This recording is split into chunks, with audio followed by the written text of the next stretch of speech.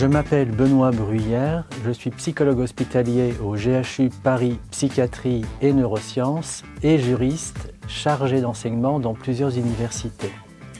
J'ai soutenu à l'Université de Bordeaux une thèse de droit pénal consacrée au secret professionnel des psychologues. Ma directrice de thèse était Madame le professeur Virginie Pelletier. Ce travail part du constat que la soumission des psychologues au secret professionnel est une question nébuleuse. En premier lieu, et d'une part, le secret professionnel lui-même est une institution au contour flou. Elle a sa matrice dans le droit pénal, mais elle se trouve aussi dans d'autres branches du droit ou même dans d'autres disciplines comme la déontologie par exemple. D'autre part, le secret professionnel se heurte à d'autres facultés ou obligations, notamment pénales comme le signalement. En second lieu, et en ce qui concerne les psychologues, les ténèbres s'accroissent. D'une part, le principe même de l'assujettissement de la profession au secret pénal est très controversé. Cela résulte, selon ma thèse, de l'hétérogénéité fondamentale de cette profession. D'autre part, beaucoup de points de ce secret professionnel sont contestables. Deux exemples le montrent.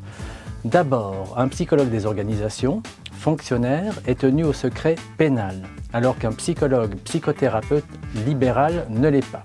Ensuite, un psychologue agent public, pourtant astreint au secret pénal, ne dispose pas, dans le domaine des maltraitances sur adultes, de l'option de conscience prévue par un article du Code pénal et se retrouve donc soumis à un secret plus strict que celui du médecin qui lui est soumis à l'option de conscience, dispose de l'option de conscience. Dans ces conditions, examiner aujourd'hui le secret professionnel du psychologue revient à appliquer un mécanisme complexe à une profession composite.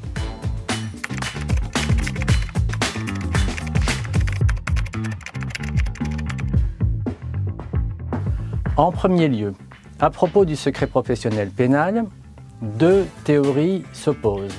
La première, sans doute majoritaire, est la théorie prétorienne. Elle accepte que les tribunaux, en interprétant l'article du Code pénal qui est le siège de la matière, l'appliquent ou non à telle mise en cause. La seconde théorie, sans doute minoritaire, est la théorie légaliste. Pour celle-ci, la logique du mécanisme réclame la conjonction de deux normes afin d'astreindre un confident au secret. Le Code pénal, qui pose le cadre général, doit être complété par une norme secondaire. Celle-ci, par un procédé de renvoi au Code pénal, soumet chaque profession au secret.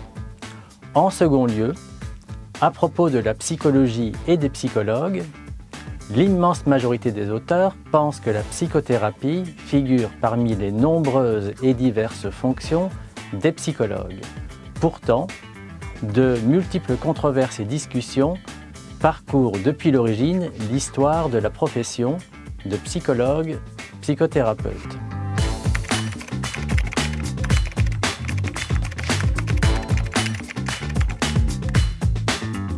Concernant le secret professionnel, d'abord, je soutiens qu'il revient à la norme étatique et non au juge de désigner le dépositaire du secret pénal. Par ailleurs, le Code pénal lui-même doit contenir cette précision. Ensuite, à propos du signalement, j'avance un ensemble organisé de solutions. Il n'est pas pertinent d'assujettir tous les professionnels au même secret pénal. Ainsi, je soutiens qu'il convient de distinguer, dans le Code pénal lui-même, deux types de secrets. Le premier, simple, visera le plus grand nombre de professions.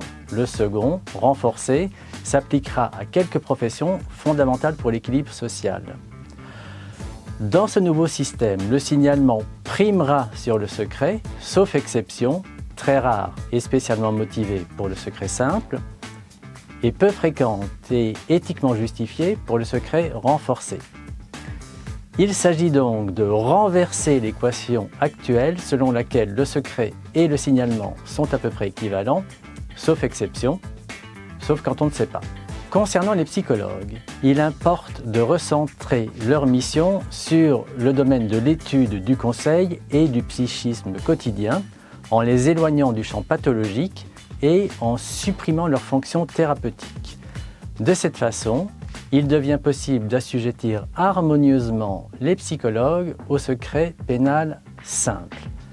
Par ailleurs, je propose un régime légal organisé de cette profession que je définis.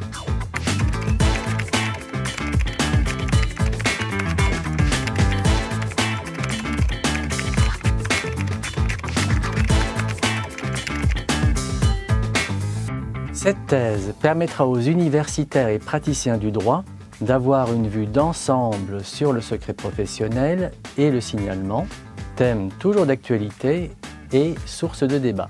Par ailleurs, cette thèse, qui est la première consacrée au secret professionnel des psychologues, offrira aux lecteurs de nombreux éléments et exemples relatifs au secret professionnel et au signalement, qui abordent des questions que peuvent rencontrer les psychologues, cliniciens ou non. Enfin, ce travail sera utile aux psychologues, ils sont des dizaines de milliers en France, qui s'intéressent au secret professionnel et au signalement et au statut de leur profession. Tous pourront découvrir ce travail sur le site internet de l'Exbase.